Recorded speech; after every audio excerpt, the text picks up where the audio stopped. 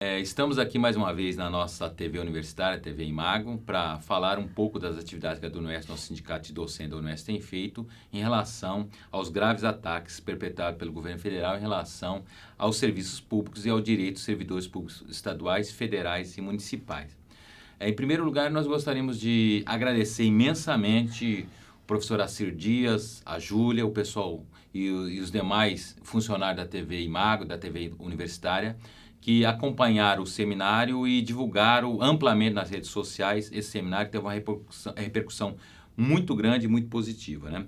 Também queremos agradecer a participação dos docentes, dos agentes universitários, dos estudantes da Unoeste, agradecer a presença dos funcionários e professores da rede pública municipal e estadual de educação, os servidores da Previdência Social e demais categorias de servidores públicos que tiveram nosso seminário aqui no último dia 16 de agosto, na última terça-feira.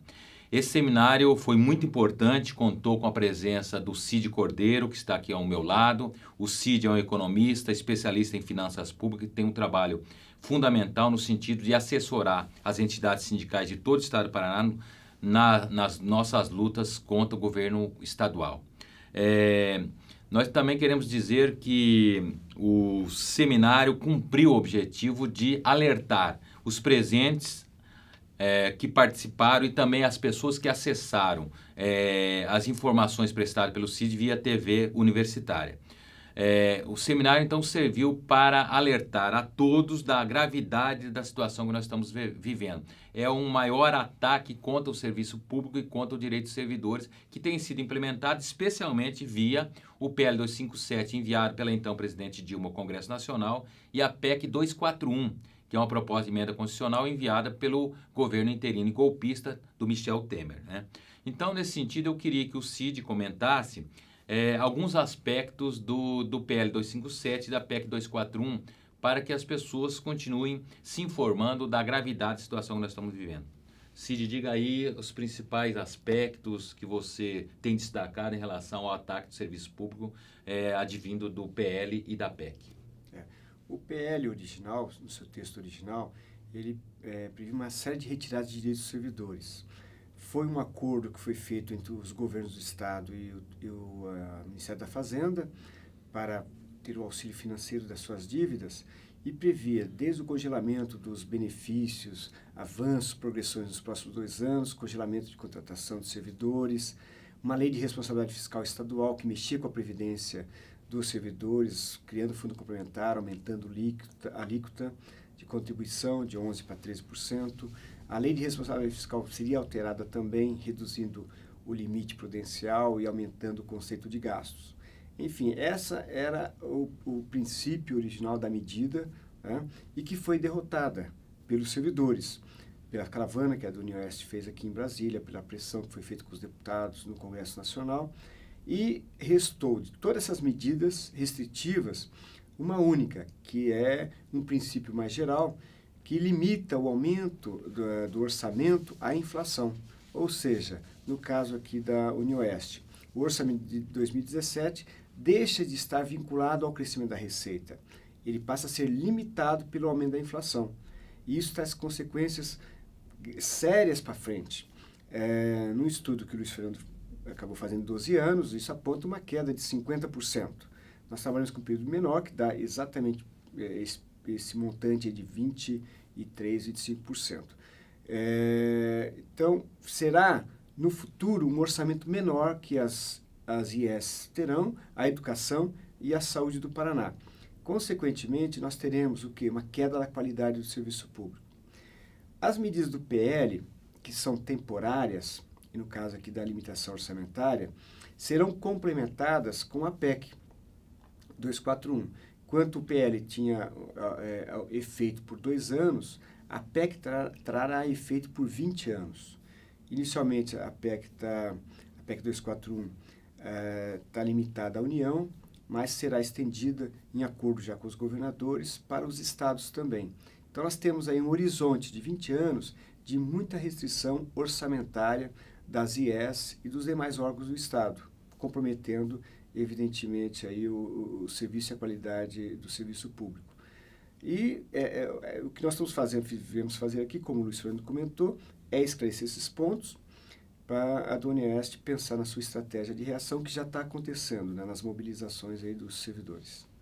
É importante destacar, então, que o PL 257 foi votar, a primeira votação aconteceu, mas ainda haverá uma votação de emendas que a oposição apresentou no sentido de minimizar as consequências do PL 257. Depois de votar na Câmara Federal, irá para o Senado Federal, né? Porque nosso sistema bicameral tem que passar pelas duas casas legislativas. Mas destacar que a PEC 241 ela está um pouco mais atrasada, mas já foi votada a sua admissibilidade na Comissão de Constituição e Justiça, significa que ela começará a tramitar em algumas outras comissões e depois irá a voto no plenário da Câmara dos Deputados. Só para exemplificar as consequências da PEC 241, que propõe, como o Cid destacou, 20 anos de congelamento das despesas correntes da União, Estados e Municípios. Se nós tomarmos o Estado do Paraná como exemplo, de 2003 a 2014, o governo Requião e Beto Richa repassaram para financiar a função educação 55 bilhões. Se a PEC tivesse em vigência, esses 55 bilhões seria apenas 29 bilhões, ou seja, uma redução de 47%. No caso da saúde, mesma coisa. 2003 a 2014, a saúde recebeu 24 bilhões. Se a PEC tivesse em vigência, ou seja, o congelamento dos gastos com saúde só repondo a inflação acumulada no último ano, nós receberíamos, ao invés de 24, receberíamos 13 bilhões, uma redução de 45%.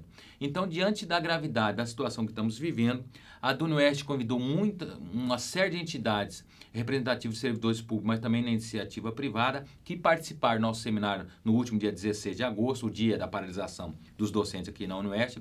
E nós queríamos destacar a presença dos companheiros do Sintioeste, que representam os servidores, os agentes e os professores aqui na Unoeste, a presença da APP, que representa funcionários e professores da rede pública estadual, o Ciprovel, que é o Sindicato dos Professores Municipais, o pessoal do Sindicato da Previdência aqui da região, o pessoal do Sindicato de Saúde, que representa os funcionários do Hospital Universitário e da rede estadual de saúde.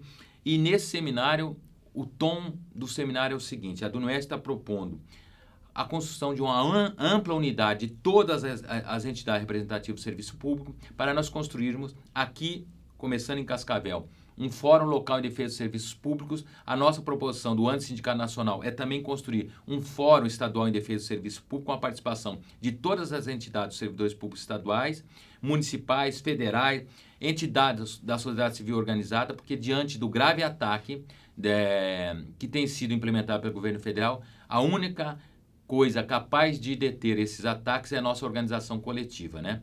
Então é preciso deixar algumas pequenas diferenças de lado e pensar que hoje está em risco os direitos sociais prescritos na Constituição Federal de 88 e nós precisamos impedir a aprovação do PL 257, da PEC 241 e de outros projetos que estão na Câmara dos Deputados e também no Senado, ou pelo menos minimizar os efeitos mais danosos dessas iniciativas, né?